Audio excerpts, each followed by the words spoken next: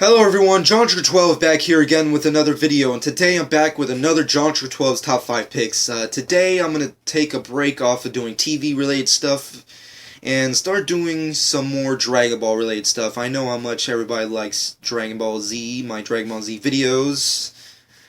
But you know what, instead of doing just standalone DBZ top 5s, you know what, let me do another series that's similar, a little underrated, and possibly considered by most fans as the worst anime series of all time. That is Dragon Ball GT. Yes, Dragon Ball GT has been one of the banes of most fans' existence. You know, I mean, like, it's definitely not on par with Dragon Ball Z, but I definitely like to say that even though with all its flaws, it's still an enjoyable series that any DBZ fan could get really into, and it's definitely one of those things where I can cut right down the line of things I hate, things I like. So you know what? That's the point of this new top 5. I'm going to be doing a two-parter, where in this video I'm going to do all the things I hate in Dragon Ball Z, top 5 Dragon Ball Z cons, and then next time I'm going to be doing my top 5 Dragon Ball GT pros, everything I like about Dragon Ball GT, and basically let's just get right started into this. Dragon Ball GT, God, it's really one of those weird anime series that it's hard to really get into if you're not already, you know, into the world of Dragon Ball. But you know what? I always like to give Dragon Ball GT credit for at least trying to do something. I mean, like, I know at this point in time in the universe of Dragon Ball Z, you know, Toriyama is working on the films. You know, Toei Animation's working on that as well, and plus Kai. But you know what? I don't see why they can't just continue the series. You know, reboot GT. Start fresh. Do a completely new reboot sequel series. That's my personal opinion. I wish they would do that instead of Kai. I mean, like, as much as I like Kai is pretty awesome. But I like to see a sequel series. That's just my prerogative. I personally would like to see that. But you know what? Let's get right started into this. My top 5 Dragon Ball GT cons. Everything I hate about Dragon Ball GT. Right in this top 5. Let's get right down to it. And of course, this is subjective. I hope everybody enjoys. And of course, in the comment section, give me your top 5 Dragon Ball GT cons. Everything you don't like about Dragon Ball GT. Let's get started. Coming up at number 5 has to go to the redesigns of characters. The entire roster of Dragon Ball GT were completely redesigned for this new sequel series. And I guess you could credit Toriyama for most of the redesigns. I mean, like, basically, for GT, I mean, like, Toriyama had nothing to do with GT. It was not a part of the canon. It's obviously not a part of the original storyline. It's not based on any manga that he created. But it's based off redesigns, designs of newer characters, obviously the design of Super Saiyan 4, and not to mention, you know, some drafts here and there of, like, of a basic outline, if you will, of what GT should be. And basically, Toei Animation just ran with it and just did what they eventually did. Basically, Toriyama took the same approach as like he did with the movies. You know, he came in, he sat down, said, okay, here's this, that, and that, and then just fucking left. So that's the essential approach of what GT was for him, which is unfortunate, but it is what it is. But the redesigns of characters were completely dog shit. I never liked, with the exception of Goku, Pan, and Majin Buu, and occasionally Vegeta, I really had fought with almost every single character. Trunks, especially. Vegeta in the beginning was terrible. Chi-Chi, Bulma, Piccolo, of course, was the same, so that was good. But practically everybody was just terrible looking. I mean, Krillin looked weird, especially Krillin. I don't know what the heck they were thinking. Gohan was a huge disappointment. Goten, also equally as terrible.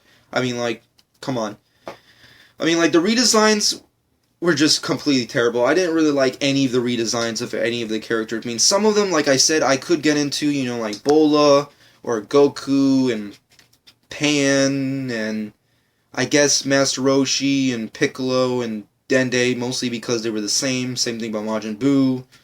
But everything else kind of, like, was just terrible, especially Vegeta and Trunks and Gohan. I mean, like, they just looked terrible. That's just my personal opinion. I never liked the redesigns of characters. It always felt pointless.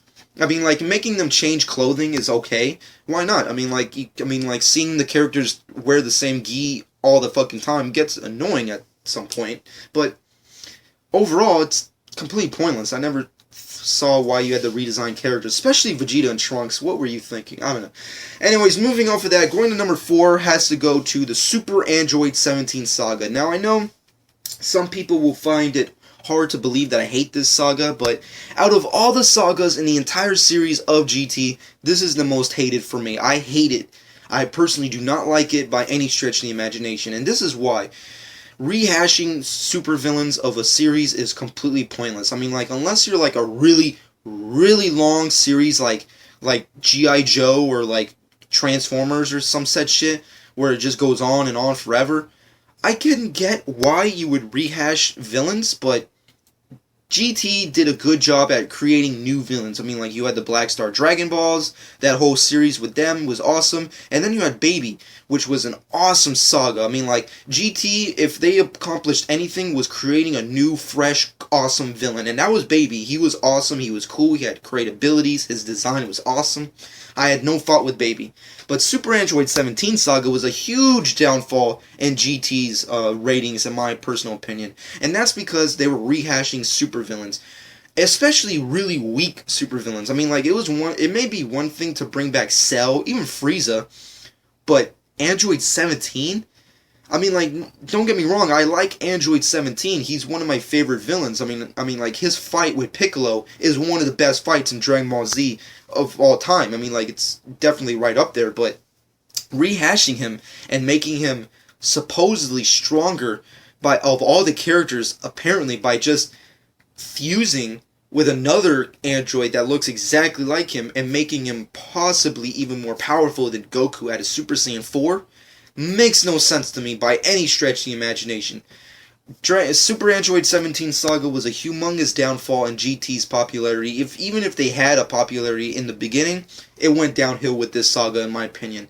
And I know a lot of people may like Android 17 and they love them, but this saga is just terrible. I think it's just stupid as hell to, like, rehash supervillains. And plus, really, how is he stronger than Super Saiyan 4 Goku? How did that happen? It didn't make any sense. It was like the Buu saga all over again. It's like, how are you stronger? You're like the same. I don't know. It doesn't make any sense. And plus, just every action that happened in 17 Saga just didn't make any sense. I mean, like, making Android 18, like, important was interesting, but didn't really come off as good as it could have. And plus, the death of Krillin. Really? It's almost like they just wanted to kill someone, but they didn't want to kill, like, Trunks or something, so they were like, okay, let's just kill Krillin again. Really? I don't know, it felt like a real FU, but that's just me. But moving off of that, going to number 3 of everything I hate about GT has to go to the uselessness of all the characters. Now, as everyone knows, GT has been dubbed, it's an inside joke, it's around the entire world with fans, of course, which is, of course, GT is dubbed Goku time. Yes, Dragon Ball GT is completely dedicated to Goku being the man of the house, basically. And you know what? I don't have a humongous fault with it, because you know what? I like Goku. He's my favorite character of all the characters, as I stated before. And plus, he is the hero. He is the most recognizable anime character. He's the most recognizable DBZ character. He's the class favorite. He's the best of the best. He's the strongest. You know, it is what it is. But making every other character in comparison to Goku useless, just boggles my mind. I mean, like, it just does not make any sense. I mean, like, at least Pan and Vegeta and occasionally Trunks had some, good parts here and there, especially Vegeta and Pan, but God, everybody else was completely useless. I mean, like, it was almost like they could not defeat someone unless Goku was there helping, which doesn't make any sense to me. I mean, like, how is that possible that he has the only ability to defeat any of these villains? It does not make any sense. I mean, I don't know, that's just my personal opinion. Every character in comparison to Goku was completely pointless, and that's just one of the most unfortunate parts, especially for very strong characters. Like Gohan was completely pointless and weaker, which didn't make sense. Trunks, complete disappointment. Goten, another huge disappointment. And don't even get me started on other characters. But let's get off of that subject and go to number 2. Yes, we're getting right up there. And this almost got to my number 1. This was really up there. But you know what? It has to go to number 2. Which has to be Oob. Simply Oob. What a pointless character was Oob. The ending of Dragon Ball Z is one of the biggest downfalls of Dragon Ball Z of all time. You know, it's one of the biggest flaws, and that is the ending of how, you know, everybody leaves. Goku leaves the World Tournament and everybody that he loves to train Oob, who is the reincarnation of Boo, Kid Boo, rather, and wants to train him to one day become the protector of Earth. And that alone is just, just really destroys my mentality of like, what the fuck just happened. But at the end of the day, I let it go because it's not completely terrible, and, you know, it served a purpose for what it was. You know, because it could, like, set up a new series, which is GT, but they completely dog-shitted all over it. Because at the beginning of GT, we see Oob, who apparently has finished his training with Goku. I said Gohan, what the hell's the matter with me? Goku. And then they go their separate ways.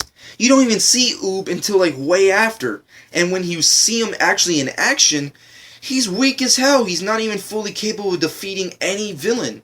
How is that possible? And plus, how is it possible that he's so weak? He was training with Goku for decades. He should be one of the most powerful characters in the entire series, but for some reason he's completely weak. And then the big FU was the part where he fuses bodies with Majin Buu and becomes Majub, and he's even weaker. He's completely even more pointless.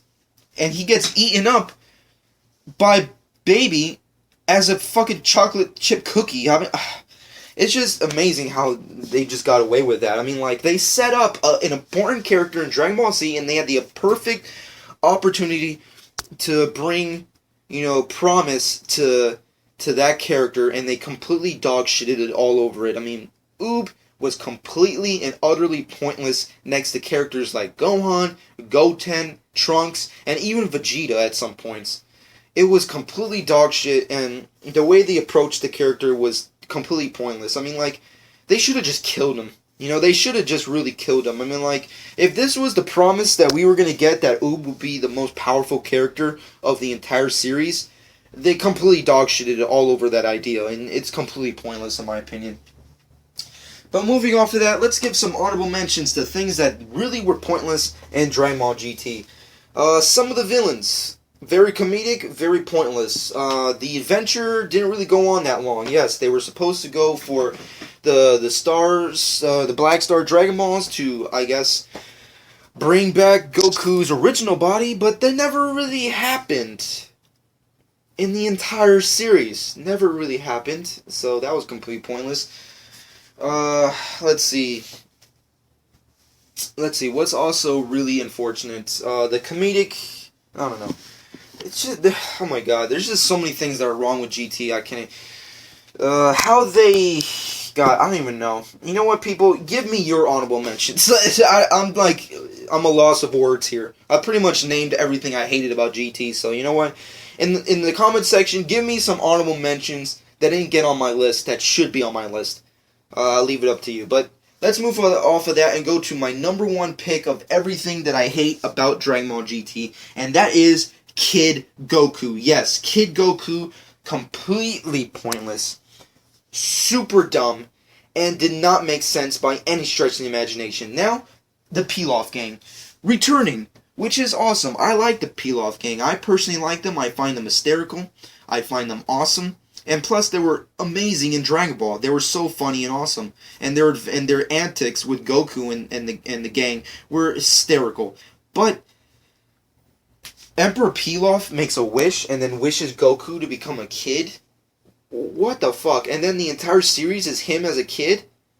It's just a humongous downfall, and I'm sure every other fan will agree with me with this. I mean, like, Kid Goku was completely pointless. It did not make any sense, and the fact that he never goes back into a man again is completely pointless. I never liked it, and personally, I just think, you know what? Goku, stay a Super Saiyan 4. I mean, like, I can't even take you serious as a kid in GT. What the fuck? But anyways, that's been my top 5 Dragon Ball GT cons. I'm going to come back with Dragon Ball GT pros, but in the meantime, in the comment section, please give me your top 5 GT cons, and I hope you guys enjoyed. And this has been John 12.